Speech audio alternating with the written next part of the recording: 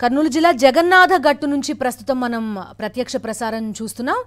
ముఖ్యమంత్రి వైఎస్ జగన్మోహన్ రెడ్డి అక్కడికి చేరుకున్న దృశ్యాలు మనకి కనిపిస్తున్నాయి.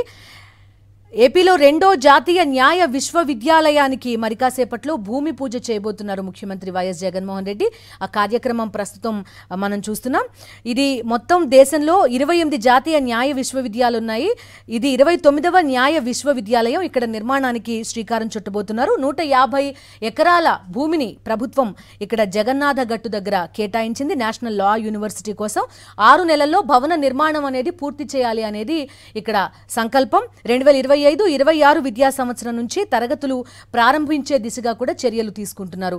ఆ భూమి పూజ కార్యక్రమంలో ముఖ్యమంత్రి వైఎస్ జగన్మోహన్ రెడ్డి పాల్గొంటున్న దృశ్యాలు చూస్తున్నాం. శిలా ఫలకాన్ని కూడా అక్కడ ఆవిష్కరిస్తున్న దృశ్యాలు కనిపిస్తున్నాయి.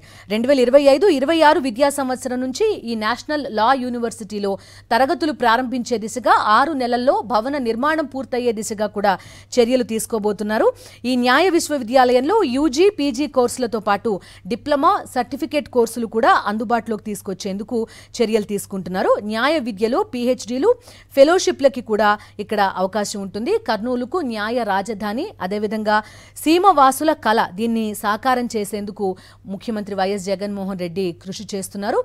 29వ జాతీయ న్యాయ విశ్వవిద్యాలయం కర్నూలు జిల్లా జగన్నాథ గట్టులో ఏర్పాటు కాబోతోంది.